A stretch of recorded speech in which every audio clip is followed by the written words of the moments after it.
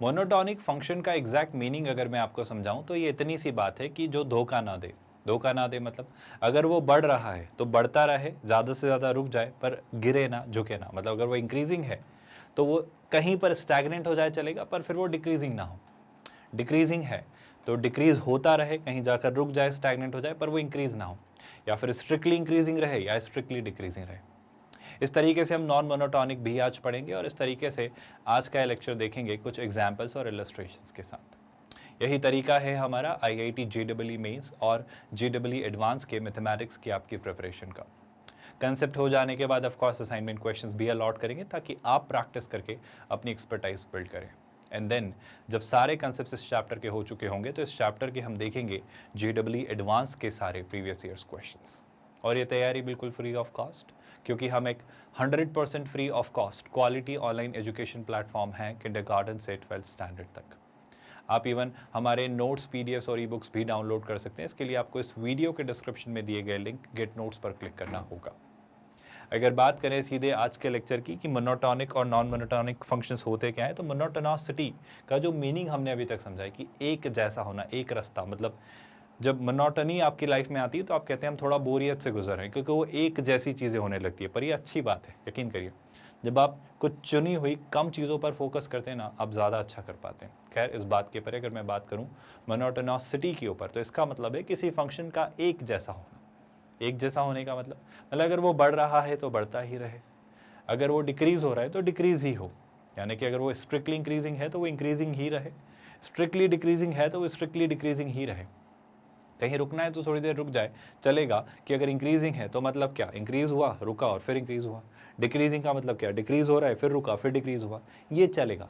लेकिन अगर कोई फंक्शन धोखा दे दे मतलब इंक्रीज हुआ, रुका और फिर डिक्रीज हो गया, या डिक्रीज हो रहा था, रुका और फिर इंक्रीज हो गया, तो ऐसा नहीं चलेगा। मतलब जो चलेगा अभी मैं बता रहा हूँ, नहीं चलेगा तो क्या होगा उस पर बात बाद में करेंगे। पहले मोनोटॉनिक फंक्शन या मोनोटोनोसिटी को समझने की कोशिश करते हैं। पढ़िए ज़रा ध्यान से। एक फंक्शन जो कि इंक्रीजिंग है या स्ट्रिक्टली इंक्रीजिंग है, डिक्रीजिंग है या स्ट्रिक्टली डिक्रीजिंग है, उसके इंटरवल A से B में ऑफ कोर्स, तो उस इंटरवल में अगर वो ऐसा है तो हम उसे कहते हैं monotonic function in that interval. What do I mean by that, आप बात को समझो। जैसे आपका ये फंक्शन है, आपका एक फंक्शन मैं बनाता हूँ। जैसे कि मान लो अगर ये फंक्शन बना है e⁻x, ये बढ़ रहा है तो बढ़ ही रहा है, ये बढ़ रहा है तो बढ़ ही रहा है। जैसे अगर मैंने बनाया क्या, मैंने बनाया log x, तो ये बढ़ रहा है तो बढ़ ही रहा है। बढ़ रहा है मतलब सर देखो ना आप ध्यान से, जैसे जैसे x की वैल्यू बढ़ाओगे वैसे वैसे आपकी y की वैल्यू बढ़ रही है। जैसे जैसे आप x की वैल्यू बढ़ाओगे वैसे वैसे आपके y की वैल्यू बढ़ रही है। बिल्कुल सही बात है। अब मैं आपसे कहूँ कि जैसे आप ग्राफ ऑब्जर्व करो x स्क्वायर का, एक्स स्क्वायर का ग्राफ क्या कहता है, एक्स स्क्वायर का ग्राफ कहता है कि ये कुछ ऐसा होता है।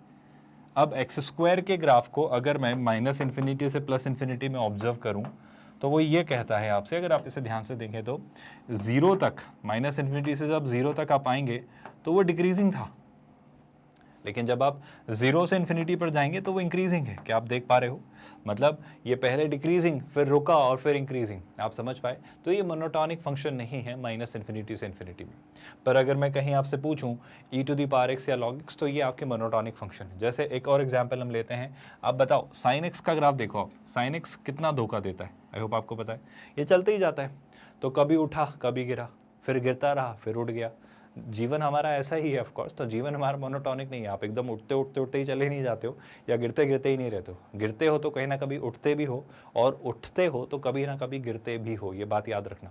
तो मैं आपसे ये कहना चाह रहा हूँ कि मोनोटॉनिक जो फंक्शंस हैं, ऐसा होने का मतलब है कि अगर वो उठ रहा है तो उठता ही रहे, और गिर रहा है तो गिरता ही रहे, है ना। मोनोटॉनिक का मतलब होता है। आई होप आप मोनोटोनोसिटी को समझ पा रहे हो, जो मैं एक सिंपल से टर्म में कहना चाह रहा हूँ। और इससे आपको आइडिया तो अवश्य लग गया होगा कि नॉन मोनोटॉनिक का मतलब क्या होता है। खैर, उस बारे में हम अलग से एक डिस्कशन करेंगे। अभी पहले हमारा डिस्कशन रिस्ट्रिक्टेड है मोनोटॉनिक फंक्शन के ऊपर, फिर नॉन मोनोटॉनिक भी पढ़ेंगे, उसके एग्जाम्पल्स भी करेंगे, असाइनमेंट क्वेश्चंस भी देखेंगे। पर ये बात आपको समझ आ रही, मोनोटॉनिक का मतलब क्या है। यहाँ से अगर बात थोड़ी बहुत क्लियर हुई है तो ज़रा देखो। If monotonic function is continuous then it is 1 and hence invertible. ये तो बड़ी मजेदार बात कही सर आपने। इस बात का मतलब क्या है, सुनिएगा ध्यान से। अगर आपका मोनोटॉनिक फंक्शन कंटिन्यूअस है, मतलब तीन बातें। पहली बात तो क्या, वो कैसा फंक्शन था, मोनोटॉनिक। दूसरी बात आपने उस पर लगाई क्या, कि वो कैसा फंक्शन है, वो एक कंटिन्यूअस फंक्शन है। तो आप कह रहे हो अगर एक कंटिन्यूस मोनोटॉनिक फंक्शन है तो वो 1 1 होगा, बिल्कुल होगा, 1 1 होगा। और ऑफ कोर्स अगर वो को डोमेन रेंज के इक्वल है, जो कि हम ऑफ कोर्स कर ही लेंगे, तो वो इन्वर्टिबल भी होगा। क्या कहना चाह रहे हो, कुछ समझ नहीं आ रहा है सर? मोनोटॉनिक का मतलब मुझे आप बताओ। मोनोटॉनिक का मतलब वो उसके उस इंटरवल में स्ट्रिक्टली इंक्रीजिंग या डिक्रीजिंग रहे। मतलब जैसे e की पावर x, अब ये बढ़ रहा है तो बढ़ ही रहा है, बढ़िया। अगर ये मोनोटॉनिक है और दूसरी बात ये कंटिन्यूस है, अब देखो ये कहीं ब्रेक नहीं हुआ, तो अगर मैं फंक्शन दिखाऊं आपको f ऑफ x जो कि क्या है e to the power x, अब चूंकि ये कंटिन्यूस है और ये आपका इंक्रीजिंग है तो ये मोनोटॉनिक भी है। अब अगर आप एक मुझे ऐसा फंक्शन बताओ जो कंटिन्यूस भी हो और मोनोटॉनिक भी हो और मैनी टू वन भी हो, कोशिश करते हैं। एक फंक्शन जो कंटिन्यूस हो, मोनोटॉनिक भी हो और मैनी वन भी हो। मैनी वन बनाने के लिए मैंने क्या किया, मैनी वन बनाने के लिए मैंने कोशिश की कि x की मल्टीपल वैल्यूज पर मुझे y की सेम वैल्यू मिल जाए। तो जब मैंने इसे मैनी वन बनाने की कोशिश की तो उस चक्कर में लफड़ा ये हो गया सर कि अपनी मोनोटोनोसिटी खो चुका था, ये अब मोनोटॉनिक नहीं रहा। आप देखो ना, ये उठा, रुका और गिरा, इंक्रीजिंग, स्टैग्नेंट, डिक्रीजिंग, तो ये मोनोटॉनिक नहीं रहा। तो क्या एक कॉमन सेंस पर बेस्ड आपको बात समझ आ रही है कि अगर फंक्शन मोनोटॉनिक और कंटिन्यूस है तो वो डेफिनेटली 1 1 होगा। सर मुझे बात समझ नहीं आ रही कि उसका कंटिन्यूटी से क्या लेना देना है, बिना कंटिन्यू हुए भी तो वो 1 1 हो सकता है, लेकिन ज़रूरी नहीं है। इस बात को कैसे समझेंगे, इस बात को इस एग्जाम्पल से समझो। मेरे ख्याल से ये एक अच्छा एग्जाम्पल है। देखो, नॉट ऑल, पहले उस बात पर आ रहा हूँ पर अब बात निकली है तो पढ़ लेते हैं। नॉट ऑल 1 1 और इन्वर्टिबल फंक्शंस आर मोनोटॉनिक, है ना। इस फंक्शन को देखो, इस फंक्शन में समस्या क्या है, ये आपका एक डिसकंटिन्यूअस मोनोटॉनिक फंक्शन है। डिसकंटिन्यूअस मतलब यहां से यहां तक ये कैसा था, इंक्रीजिंग, और यहां से यहां तक कैसा था, डिक्रीजिंग। मैं ये कहना चाह रहा हूं यहां पर समस्या ये आ जा रही है सर कि आपका है तो ये मोनोटॉनिक, क्यों, क्योंकि इंक्रीजिंग है और यहां से यहां इस इंटरवल में डिक्रीजिंग है, पर इसके साथ इशू ये आ जा रहा है कि ये इन्वर्टिबल नहीं है। इन्वर्टिबल क्यों नहीं है, क्योंकि यहाँ पर इस फंक्शन की डेफिनेशन के साथ इशू आ जाएंगे, और दूसरी बात ये मैनी टू वन जैसा बिहेवियर यहाँ दिखा सकता है। दोनों बातें मैंने समझाने की कोशिश की। पहले तो इसी बात पर मैं आ जा रहा हूँ कि क्या ये कंक्लूजन आपको समझ आ रहा है कि मोनोटॉनिक और वो कंटिन्यूस है, तो वो क्लियर सी बात है 1 1 होगा। पर अगर वो कंटिन्यूस नहीं है तो दो कारण आ सकते हैं कि एक तो फंक्शन ब्रेक हो सकता है, डिसकंटिन्यूटी आ सकती है, वो तो है ही ऑफ कोर्स, और दूसरी बात उसका 1 1 होना खतरे में आ सकता है, और अगर ऐसा हुआ तो फिर उसका इन्वर्स निकालना मुश्किल है, क्योंकि मैं इन्वर्टिबल उसका डिफाइन नहीं कर पाऊंगा। आप मेरी बात समझ पा रहे होगे, थोड़ी और क्लैरिटी के साथ समझाने की कोशिश करता हूँ। डिसकंटिन्यूअस फंक्शंस जो होते हैं जैसे 10x cot x sec x cos x या फ्रैक्शन पार्ट ऑफ x, है ना, ये इंक्रीजिंग तो है उनके डोमेन में, लेकिन मेनी वन है। मैं जो कहना चाह रहा हूँ समझ पा रहे हो क्या? जैसे कि मैं आपको फ्रैक्शन पार्ट ऑफ x पर अपना ओपिनियन देता हूँ। फ्रैक्शन पार्ट ऑफ x एक इंक्रीजिंग फंक्शन है उसके डोमेन में, पर फिर भी वो इन्वर्टिबल नहीं है। सुनना, वो मोनोटॉनिक है। Fraction part of x monotonic है, लेकिन फ्रैक्शन पार्ट ऑफ x का इन्वर्स नहीं निकाल सकते क्योंकि वो डिसकंटिन्यूअस है। जैसे समझो, फ्रैक्शन पार्ट ऑफ x कुछ ऐसे चल रहा होता है। अब fraction part of x increasing है क्योंकि उसके नेबर से तो वो बड़ा ही है ना। जैसे देखो, आपको लग रहा है कि सर कैसे बड़ा है, आप तो झूठ कह रहे हो। मेरा कहना है देखो यहाँ पर देखो, तो यहाँ पर इसके पहले और इसके बाद में देखो फंक्शन आपका बढ़ रहा है। सर ठीक है, यहाँ तो मान लिया, इसके बाद यहाँ पे बताओ, तो मेरा कहना है यहाँ पे आप देख लो, इस पॉइंट पे इसकी वैल्यू यही है, इस पॉइंट से पहले इसकी वैल्यू ये नहीं थी। आई रिपीट, इस पॉइंट से जस्ट पहले इसकी वैल्यू ये कुछ थी, जहां पर मुझे जाने की आवश्यकता नहीं है क्योंकि मैं इस इंटरवल में देख रहा हूँ। मेरी बात समझ पा रहे हो क्या? तो जाहिर सी बात है ये अपने अपने इंडिविजुअल, क्योंकि जब डिसकंटिन्यूटी आ रही है तो मैं अपने अपने इंडिविजुअल इंटरवल्स में देखूंगा, तो वो अपने अपने इंटरवल्स में कैसे हैं, वो अपने मोनोटॉनिक फंक्शन है, मतलब वो इंक्रीज हो रहे हैं। पर अगर ये मोनोटॉनिक था पर ये डिसकंटिन्यूअस था तो ये कैसा हो गया, ये मेनी वन हो गया। बात समझ आ रही है? तो मोनोटॉनिक होने का मतलब ये जरूरी नहीं है कि वो 1 1 ही रहे।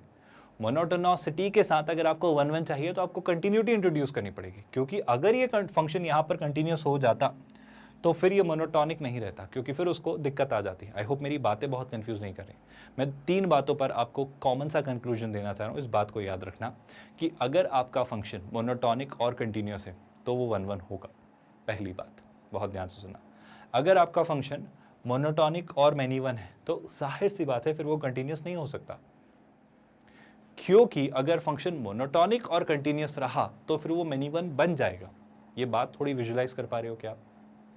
मैं 2 बातों पर एक कॉमन सा कंक्लूजन आपको देने की बस कोशिश कर रहा हूँ ताकि आपको बात समझ आ जाए। अगर कोई फंक्शन मोनोटॉनिक है, पहले तो मेरी बात ये कि ये मोनोटॉनिक शब्द को देख के घबरा तो नहीं रहे हो ना। जब मैं कहता हूँ मोनोटॉनिक होना, इसका मतलब आपको क्या समझ आता है? इसका मतलब ये समझ आना चाहिए इंक्रीजिंग या डिक्रीजिंग जैसा कुछ है, बस इतनी बात दिमाग में लेकर चलो। अब अगर फंक्शन इंक्रीजिंग या डिक्रीजिंग है तो दो बातें हो सकती है सर। दो क्या बातें हो सकती है? या तो वो कंटिन्यूस होगा या डिसकंटिन्यूस होगा। तो पहली बात अगर वो फंक्शन कंटिन्यूस है, और दूसरी बात अगर वो फंक्शन डिसकंटिन्यूस है। अब मैं आपसे कहना चाह रहा हूँ, अगर एक मोनोटॉनिक फंक्शन आप इमेजिन करो जो कंटिन्यूस है, जो ब्रेक नहीं हो रहा है।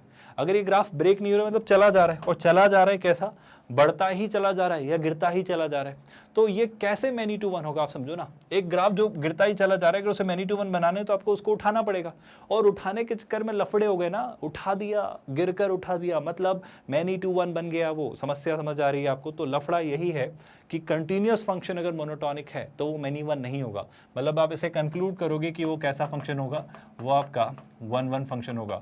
और अगर वो आपका वन वन फंक्शन होगा तो उसका क्या निकाल सकते हैं? इनवर्स, क्योंकि हम उसकी कोडोमेनो रेंज को तो इक्वल कर ही लेंगे, मतलब ऑन टू तो हम बना ही लेंगे, मतलब वो एक इन्वर्टिबल फंक्शन होगा। इनवर्स मतलब मैं आपसे कहना चाह रहा हूँ वो कैसा फंक्शन होगा? वो एक इन्वर्टिबल फंक्शन तो होगा ही होगा। मेरी बातें बहुत कंफ्यूज तो नहीं कर रही हैं? आई होप आप कंफर्टेबली समझ पा रहे हो चीज़ें अच्छे से। दूसरी ज़रूरी बात जो मैंने आपको समझाने की कोशिश की कि हाँ ये संभावना है, अब मैं ऐसा नहीं कह रहा हूँ, प्लीज़ ध्यान से सुनना, कि जितने भी मोनोटॉनिक डिसकंटिन्यूस फंक्शन है वो मैनी टू वन होते हैं। वो वन वन भी हो सकते हैं, मैनी वन भी हो सकते हैं, दोनों संभावनाएं पॉसिबल है। जैसे अगर मैं आपको एक एग्जाम्पल दूँ, जैसे मैं दोनों एग्जाम्पल आपको देने की कोशिश करता हूँ। जैसे ये आपका एक मोनोटॉनिक फंक्शन है जो डिसकंटिन्यूस है, ये यहाँ पर ऐसे गया और यहाँ पर से आके ये ऐसा गया, तो ये आपका डिसकंटिन्यूस मोनोटॉनिक फंक्शन है, तो ये वन वन भी है। लकीली, कोइंसिडेंटली, फॉर्चुनेटली ऐसा हुआ। लेकिन मैं आपको कुछ ऐसे भी एग्जांपल दे सकता हूँ जो मोनोटॉनिक हैं लेकिन वो डिसकंटिन्यूस हैं और मेनी वन भी हैं। जैसे कि आप बनाओ 10x का ग्राफ। 10x का ग्राफ कैसे चलेगा? ऐसा चलेगा, फिर यहाँ के बाद फिर ऐसा चलेगा। तो देखो आप 10x कैसा फंक्शन है? अपने अपने इंडिविजुअल इंटरवल में वो इंक्रीजिंग है मतलब मोनोटॉनिक है, लेकिन कंटिन्यूस है क्या? नहीं है। पर मैनी टू वन है क्या? हाँ है। अब बात समझ पाए क्या? लेकिन यहाँ पे ये फंक्शन मोनोटॉनिक था, लेकिन मोनोटॉनिक होने के साथ कंटिन्यूस नहीं था, लेकिन मैनी टू वन नहीं था, यानी कैसा था? One one. तो मैं कहना चाह रहा हूँ कोई फंक्शन मोनोटॉनिक होकर, आई रिपीट माई स्टेटमेंट, कोई फंक्शन, मैंने कहाँ लिखी ये बातें, शायद यहाँ लिखी है, कोई फंक्शन मोनोटॉनिक होकर अगर डिसकंटिन्यू है तो दोनों बातें हो सकती हैं। वो वन वन भी हो सकता है और वो मैनी वन भी हो सकता है। मतलब इस पर मैं कोई कमेंट नहीं कर सकता, मैं इस पर कोई आपसे कमेंट नहीं कर रहा हूँ। इस ब्रांच को तो मैं ओपन भी नहीं करना चाहता कि इसको लेकर क्या हो रहा होगा, इसको लेकर कुछ भी हो सकता है। पर मैं तो आपसे बस एक छोटी सी बात कह रहा हूँ, कोई फंक्शन मोनोटॉनिक और कंटिन्यूस है तो आप कह देना वो वन वन होगा, और अगर वो वन वन होगा मतलब उसका इन्वर्स निकाल सकता हूँ मैं थोड़ी तिकड़म बढ़ाकर। बस इस लाइन को समझाने की जद्दोजहद चल रही है। ये तो एक अलग बात है, जो बात निकली है तो अब निकल गई, तो इसे हमने समझा। कन्फ्यूजन तो नहीं है कोई? आई होप अब आप कंफर्टेबली बात समझ पाए। अगर अभी बात समझ आई है तो चलो थोड़ा आगे बढ़ते हैं। ये बात आई होप अब आप कंफर्टेबली देख पा रहे हो कि क्या चीज़ें हो रही हैं। यहाँ से अगर मैं आगे बढ़ा तो एक सवाल आपके सामने, वो क्या बोलना चाह रहे हैं? वो कह रहा है पी की वैल्यू बताओ मुझे जिसके लिए फंक्शन इन्वर्टिबल है। दिख गया क्वेश्चन? ये फंक्शन आपको बनाना है इन्वर्टिबल, मतलब इस फंक्शन का इन्वर्स मुझे चाहिए। अब इस फंक्शन का इन्वर्स कब निकलेगा सर? इस फंक्शन का इन्वर्स निकालने के लिए जो बात जस्ट अभी बहुत डिटेल में हमने डिस्कस की है वो बात अप्लाई कर देते हैं। सर इन्वर्टिबल होने के लिए इसको मोनोटॉनिक होना पड़ेगा। याद है क्या ये बात?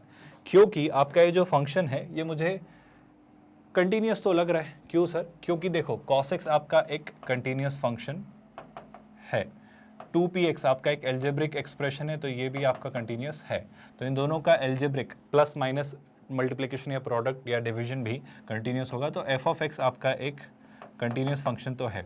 अब अगर f ऑफ x आपका एक कंटिन्यूस फंक्शन है और मैं चाहता हूँ कि ये कैसा हो, इसका इन्वर्स मैं निकालना चाहता हूँ। आई होप आपको बात याद है। तो इसका इन्वर्स तब ही निकलेगा जब ये कैसा हो, जब ये मोनोटॉनिक हो। जब ये कैसा हो? मोनोटॉनिक। अगर इन बातों को देखकर बहुत घबराहट हो रही हो ना कि सर मोनोटॉनिक क्या होता है, समझ नहीं आ रहा, तो ऐसे समझो, आप तो सारी बातें भूलो, मुझे बताओ f ऑफ x क्या दिया हुआ है? f ऑफ x एक फंक्शन है सर जो कि है cos x माइनस 2px। आप सारी बातें एक तरफ रखो, आप तो ऐसे समझो, है ना, इन सब बातों में मत जाओ। cos x माइनस 2px एक फंक्शन है, प्रॉपर्टी को हटाओ एक तरफ, दिमाग लगाओ बस। दिमाग क्या कहता है? cos x माइनस 2px अगर एक मेरे पास फंक्शन था और मैं कह रहा हूँ कि ये फंक्शन आपका मोनोटॉनिक है। मोनोटॉनिक मतलब या तो इंक्रीजिंग है या डिक्रीजिंग है, या स्ट्रिक्टली इंक्रीजिंग है या स्ट्रिक्टली डिक्रीजिंग है। मोनोटॉनिक क्यों है सर ये? क्योंकि इसका इन्वर्स निकाला जा सकता है। अरे भाई, इसका इन्वर्स निकाला जा सकता है मतलब ये वन वन रहा होगा। अब कंटिन्यूअस है और वन वन है, तो मोनोटॉनिक तो रही होगा ना। ये बातें रिलेशन समझ आ रहा है, मैं कंफ्यूज तो नहीं कर रहा हूँ आपको, आई होप आप बात समझ पा रहे हो। मैं बस सिंपल सी बात कहना चाह रहा हूँ, इसका इन्वर्टिबल होने के लिए इसका 1-1 होना ज़रूरी है। 1-1 होने के लिए कंटिन्यूस तो था ही, तो मोनोटॉनिक बनना पड़ेगा इसको। आप मेरी बात याद कर पा रहे हो क्या? क्योंकि 1-1 के लिए कब होता है? जब x के लिए एक ही y हो, तो y के लिए एक ही x होता है, तो इन्वर्स हम निकाल पाते हैं। आई होप इन्वर्स आप भूले नहीं हो। तो मुझे ये चाहिए कि ये स्ट्रिक्टली इंक्रीजिंग या स्ट्रिक्टली डिक्रीजिंग या इंक्रीजिंग या डिक्रीजिंग हो, तो मेरी बात बन जाएगी। क्या आपको बात समझ आई? तो इससे मोनोटॉनिक बनाने के लिए, मतलब या तो स्ट्रिक्टली इंक्रीजिंग या स्ट्रिक्टली डिक्रीजिंग या इंक्रीजिंग या डिक्रीजिंग बनाने के लिए मुझे क्या करना होगा? मेरे पास दो सवाल है सर, दो केस निकल कर आते हैं। कैसे केस? पहला केस ये कि जो f ऑफ x है इसका डेरिवेटिव या तो हमेशा ग्रेटर देन इक्वल टू 0 रहे, उस केस में ये इंक्रीजिंग होगा, या ग्रेटर देन 0 रहे तो स्ट्रिक्टली इंक्रीजिंग होगा, या फिर इसका जो डेरिवेटिव है वो हमेशा क्या रहे? लेस देन इक्वल टू 0 रहे, उस केस में या तो डिक्रीजिंग या स्ट्रिक्टली डिक्रीजिंग बन जाएगा, डिपेंडिंग। तो ये दोनों में से कोई बात होनी चाहिए, या तो ये हो जाए या ये हो जाए। तो ट्राई करते हैं। एफ डैश एक्स निकाला तो cos x minus 2px, cos x का डिफरेंशिएशन माइनस साइन x, और 2px का डिफरेंशिएशन कितना? 2p। ये मुझे क्या चाहिए? Greater than equal to 0। या फिर क्या हो सर? या फिर ये हो जाए कि आपका जो डेरिवेटिव आया है क्या? Minus sine x minus 2p, that should be less than equal to 0। Everyone comfortable जो मैं कर रहा हूँ उस बात के साथ? अच्छा सर, यहाँ से देखा तो यहाँ से नेगेटिव साइन कॉमन लिया तो ये कितना हो जाएगा? साइन x प्लस 2p, और नेगेटिव साइन कॉमन लेकर हटाए तो ये ग्रेटर देन इक्वल टू क्या हो जाएगा? Less than equal to.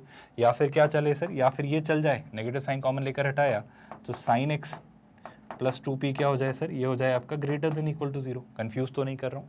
अच्छा, बात एक ही चल रही है, बस डबल से हम लिख रहे हैं ताकि आपको कोई कन्फ्यूजन ना हो। आप एक ही बात से इसको ला सकते थे, है ना?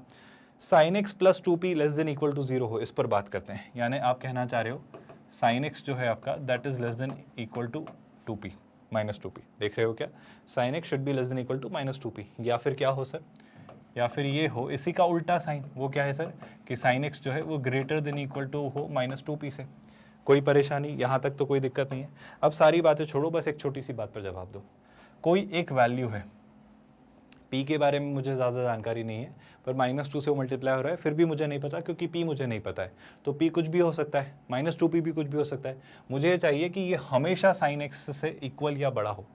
अब sin x के इक्वल या बड़ा होने के लिए इसको क्या होना पड़ेगा? मेरे ख्याल से सर अगर ये 1 से बड़ा रहा, अगर -2p हमेशा 1 से बड़ा रहा तो वो sin x के इक्वल या उससे बड़ा ही रहेगा। तो मैं यहाँ पर क्या कहता हूँ? -2p को 1 या 1 से बड़ा बताता हूँ। यहाँ पर मैं क्या कहता हूँ? यहाँ पर मैं कहता हूँ sin x जो है वो -2p से हमेशा बड़ा रहे। sin x अगर -2p से हमेशा बड़ा रहे, या उल्टा ऐसे सोचो कि ये जो -2p, ये एक वैल्यू लेट्स से k जो है, k सर sin x से हमेशा छोटा है, k जो है वो sin x से हमेशा छोटा है या उसके इक्वल है। मतलब आपका ये जो -2p है ये क्या हो सर? ये हमेशा -1 के इक्वल या उससे छोटा हो। मैं कंफ्यूज तो नहीं कर रहा हूँ? मेरी बातें आप समझ पा रहे हो जो मैं कहना, बोलना या करना चाह रहा हूँ? आई रिपीट, यहाँ पर ऐसे एक वैल्यू थी, मान लो एक k, ये k sin x से हमेशा बड़ा था और ये k हमेशा sin x से छोटा था। k sin x से छोटा कब होगा? जब k -1 से छोटा होगा। k sin x से बड़ा कब होगा? जब k 1 से बड़ा होगा, क्योंकि sin x -1 से 1 तक होता है। तो k को 1 से बड़ा कर दो तो sin x से बड़ा, जब k को -1 से छोटा कर दोगे तो sin x से छोटा। जाहिर सी बात है, कोई परेशानी तो नहीं है इस बात में।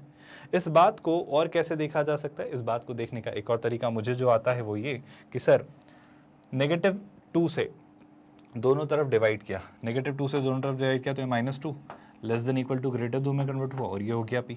आई होप आप मेरी बात समझ पा रहे हो। इसी तरीके से यहाँ पर भी मैंने -2 से डिवाइड किया, -2 से डिवाइड किया तो ये हो जाएगा p, ये लेस देन इक्वल टू है तो ग्रेटर देन इक्वल टू, और ये कितना हो जाएगा 1/2। कुछ तो मैं गड़बड़ कर रहा हूँ, बिल्कुल गड़बड़ कर रहा हूँ, पता नहीं क्यों ऐसी जीवन में बेवकूफ़ियाँ हम कर देते हैं, पर फिर भी -2 से जब यहाँ डिवाइड किया था तो p क्या था आपका? -1/2, है ना? आई होप मैं परेशान नहीं कर रहा हूँ, अब आप बातें समझ पा रहे हो। और यहाँ पर अगर किया तो -2 से डिवाइड किया तो p, और ये कितना हो जाएगा 1/2। अब इस पॉइंट को आप समझने की कोशिश करो, इसी से अब आप अपना आंसर कह दोगे कि क्या होगा। सोचो, दोनों बातों का कंक्लूजन ये कह रहा है, मैं इसको ऐसे लिख देता हूँ, p जो है वो आपका -1/2 से हमेशा क्या है? छोटा।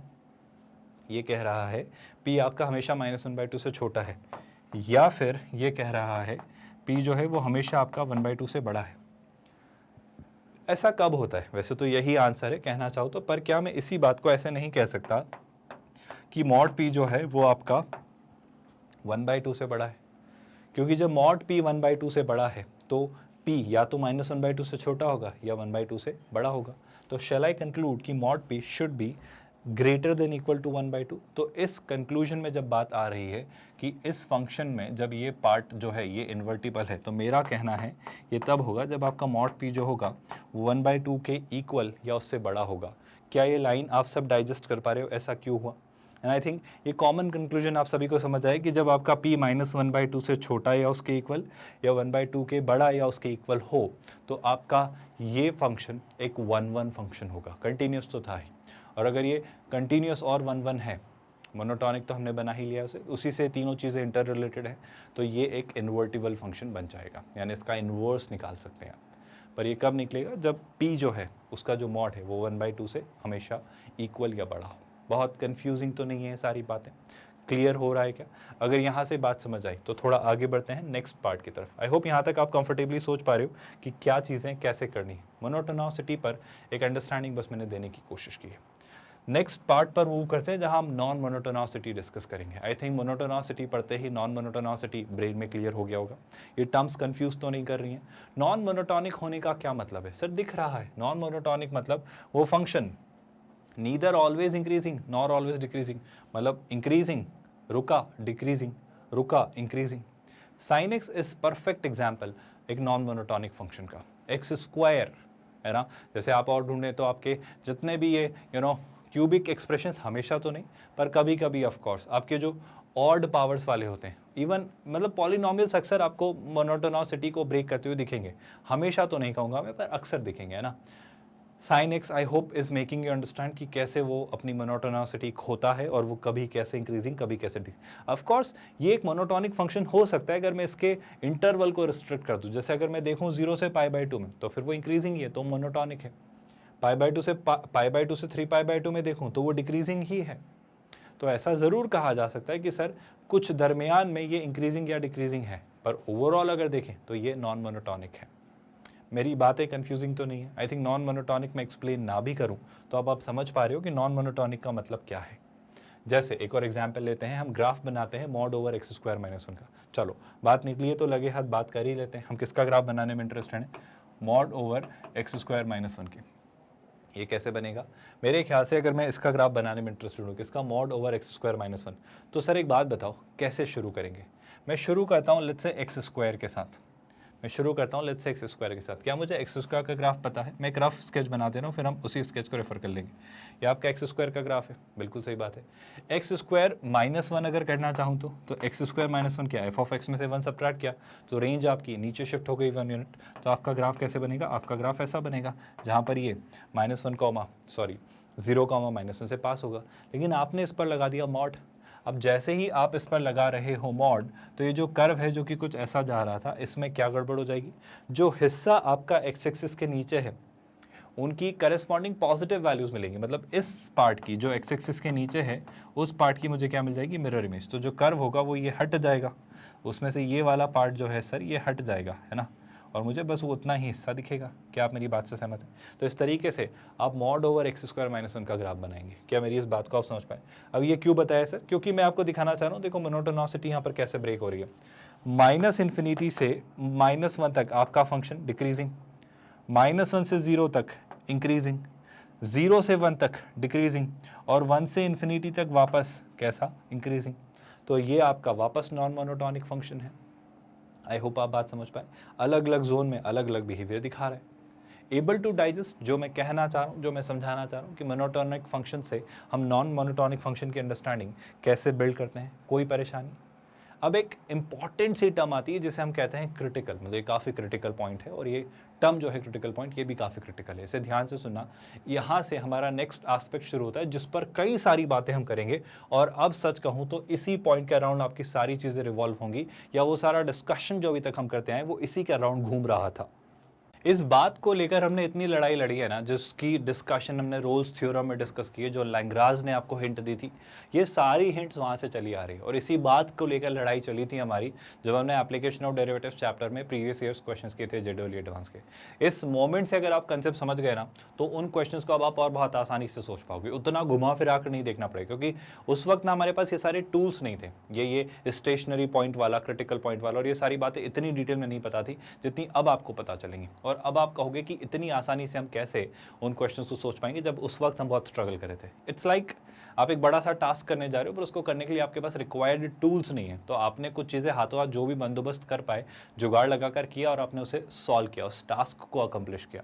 तो उस वक्त ऐसे थोड़े हमारे हालात थे, मतलब इट्स लाइक वो क्वेश्चंस थोड़ा जल्दी हमने फेस कर लिए उन्हें। अब अगर हम फेस करते इन सारी चीज़ों को पढ़ लेने के बाद तो आप कहते हैं कि हाँ बड़ी आसान सी बात है। खैर अब बात निकली है तो बात करते हैं क्रिटिकल पॉइंट क्या है। ध्यान से सुनिएगा, critical point of the function is a point where either, ध्यान से सुनना, where either derivative is zero और डेरिवेटिव डज नॉट एग्जिस्ट। इसका क्या मतलब है? अरे भाई क्रिटिकल पॉइंट अगर मैं समझाना चाहूँ ना तो यूजुअली बस इसे ऐसे समझा जाता है लेमैन की टर्म, बहुत डिटेल में हम एक्सप्लोर करेंगे। जहाँ पे फंक्शन उठ के गिरा या गिर के उठा तो फंक्शन ने एक स्टेशनरी पॉइंट अटेन किया जिसे हम मैक्सिमा या मिनिमा से ट्रीट करेंगे थोड़े आने वाले दिनों में, पर अभी जब बात निकली है तो सुनिएगा ध्यान से। फॉर डिफरेंशिएबल फंक्शन, अगर एक फंक्शन डिफरेंशिएबल है, मतलब क्रिटिकल पॉइंट मतलब या तो वहाँ डेरिवेटिव जीरो है या अगर वो एग्जिस्ट ही नहीं करता है तो वो क्रिटिकल पॉइंट है। पर अगर एक डिफरेंशिएबल फंक्शन है तो क्रिटिकल पॉइंट आपका वो स्टेशनरी पॉइंट होता है। याद करो कैसा, जहां पे tangent to the curve is parallel to X axis. अब आप खुद सोचो कितनी खूबसूरत सी बात है। द मोमेंट यू फाइंड कि आपके कर्व की टेंजेंट जो है वो एक्स एक्सिस के पैरेलल हो गई, इस पॉइंट पर आपके कर्व की जो टेंजेंट है ये कोई वैल्यू है, इस पॉइंट पर आपने जो ड्रॉ की है ना, एफ डैश एक्स निकाला, एक्स की वैल्यू ए पास की, तो ये जो टेंजेंट है एक्स एक्सिस के पैरेलल हो गई। तो ये जो पॉइंट आया ना जनाब आपका, ये मतलब जो x की वैल्यू है ये आपका क्रिटिकल पॉइंट है। जैसे कुछ बातें अब निकली हैं तो कर लेते हैं। जैसे अगर आप cos x का ग्राफ ड्रॉ करें तो cos x का ग्राफ ऐसे चल रहा होता है, तो जैसे ये वाला मतलब इन पर जो x की वैल्यू है वो, ये सारे आपके कैसे पॉइंट है? क्रिटिकल। आप देख पा रहे हो क्या? क्यों क्रिटिकल? क्योंकि यहाँ पर आपका कर्व पर जो टेंजेंट ड्रॉ हो रही है वो एक्स एक्सिस के पैरेलल। और इन क्रिटिकल पॉइंट्स की खास बात होती है अगर आप देख रहे हो तो, क्रिटिकल पॉइंट ये इसलिए हैं क्योंकि यहाँ पर ना फंक्शन अपना पैटर्न चेंज करता है। नॉन मोनोटोनोसिटी को जब हम पढ़ने निकले तो हमें इंट्रोडक्शन में एक नई बात पता चली, क्रिटिकल पॉइंट वो क्या कि जहाँ पर फंक्शन ने अपना बिहेवियर चेंज किया। मैंने ऐसा तो नहीं बताया पर ऐसा समझा जा सकता है। क्या मैं कुछ कह रहा हूँ वो बात समझ आ रही है? मैं ऐसा बिल्कुल श्योरली नहीं कह रहा हूँ पर हाँ काफ़ी हद तक कह रहा हूँ, मतलब ऐसा हमेशा हो ज़रूरी नहीं है पर कुछ तो हो रहा है। क्रिटिकल पॉइंट को लेकर थोड़ी बहुत क्लैरिटी मिल रही है क्या? अच्छा, थोड़ी चीज़ें अगर समझ आई तो थोड़ा आगे बढ़ते हैं। For differentiable function critical point मतलब वो पॉइंट जहां पर आप अगर उस कर्व की टेंजेंट ड्रॉ करें तो वो पैरेलल टू एक्स एक्सिस हो, यानी उस कर्व का उस पॉइंट पर डेरिवेटिव क्या हो जाए? जीरो। तो वो पॉइंट जो होगा वो आपका क्या होगा? Critical point. जैसे साइन एक्स के लिए जब जब आप पाई के किसी भी मल्टीपल पर जाओगे, जब आप पाई के, मैंने कुछ तो गलत लिखा है, मेरे ख्याल से ये कुछ गड़बड़ कर रहा है, ये कुछ ना कुछ गड़बड़ कर रहा है क्योंकि साइन एक्स पाई के मल्टीपल पर कैसे, मतलब देखो ज़रा मैं देख लेता हूँ ग्राफ, है ना, ये कुछ तो गलत कह रहा है, मुझे फीलिंग आ रही है कि कुछ गलत कह रहा है, वरना उसने उल्टा लिख दिया है। ध्यान से सुनना, साइन एक्स के ग्राफ में पाई के मल्टीपल पे नहीं खेलते हो। साइन एक्स के ग्राफ में अब पाई बाई टू के, अब देखो ना ये पाई बाई टू होगा, ये आपका 3 पाई बाई टू होगा। तो सच कहूँ तो साइन एक्स के ग्राफ में, आई रिपीट, साइन एक्स के ग्राफ में पाई बाई टू के ऑड मल्टीपल्स पे, पाई बाई टू के कैसे ऑड मल्टीपल्स पे आपके क्रिटिकल पॉइंट्स आते हैं। आई होप आप देख पा रहे हो। तो यहाँ पर एक छोटा सा करेक्शन है, वो करेक्शन यही है कि साइन एक्स के ग्राफ में एक्चुअली आपका एन पाई नहीं होगा क्रिटिकल पॉइंट आपका, इसको करेक्ट कर लीजिए प्लीज। इसमें जो करेक्शन होगा वो ये होगा कि 2n+1 टाइम्स जो पाई बाई टू होगा वो आपके क्रिटिकल पॉइंट होंगे। सुन रहे हैं क्या? जैसे हमने ये देखा था, ध्यान से सुनना, mod over x square minus 1, इसका ग्राफ कैसे बना था मैं याद दिलाता हूँ आप सभी को, गौर से सुनिएगा। ये जो ग्राफ है ये कुछ इस तरीके से बना था, ये आपका कर्व था कुछ ऐसा, है ना, और यहाँ से कर्व ऐसा गया और यहाँ से कर्व ऐसा गया। अब देखो इसमें क्रिटिकल पॉइंट्स क्या क्या थे। एक क्रिटिकल पॉइंट तो यही था कि सर यहाँ पर आपका कर्व का जो टेंजेंट है वो जीरो हो जा रहा था, और ये दो पॉइंट्स जो थे, ये जो दो पॉइंट्स थे -1 0 और 1, जीरो तो है ही, -1 और 1 आपके ऐसे पॉइंट्स हैं जहाँ इसका डिफरेंशिएबल नहीं है, क्योंकि इसका डेरिवेटिव यहाँ डिफाइंड नहीं है, क्योंकि -1 और 1 आपके ऐसे शार्प टर्न वाले पॉइंट्स थे, तो यहाँ डिफरेंशिएबल नहीं था। तो ये भी आपके क्या रहे इस फंक्शन के क्रिटिकल पॉइंट्स। तो क्रिटिकल पॉइंट की डेफिनेशन समझ आ रही है क्या? दो बातें, अगर वो फंक्शन डिफरेंशिएबल है उस पॉइंट पर और वहां पर अगर उसका डेरिवेटिव जीरो हो जाए तो वो, या फिर ऐसे पॉइंट्स जहां पर वो डेरिवेटिव यानी वो डिफरेंशिएबल है ही नहीं, ऐसे पॉइंट्स आपके क्रिटिकल पॉइंट्स होते हैं। और क्रिटिकल पॉइंट क्रिटिकल हैं, काफ़ी क्रूशियल है, काफ़ी ज़रूरी हैं, क्योंकि उन पॉइंट्स पर फंक्शंस यूजुअली अपना पैटर्न चेंज करते हैं। मैंने ये नहीं कहा हमेशा चेंज करते हैं, मैंने कहा है यूजुअली चेंज करते हैं, अक्सर करते हैं, पर हर बार करें ऐसी बात की गारंटी नहीं है। मतलब मैंने नहीं कहा क्रिटिकल पॉइंट पे फंक्शन इंक्रीजिंग से डिक्रीजिंग या डिक्रीजिंग से इंक्रीजिंग हो जाएगा, पर हो जाते हैं। हर बार होता है ऐसा नहीं, पर हो सकते हैं। लाइन समझ आ रही है क्या?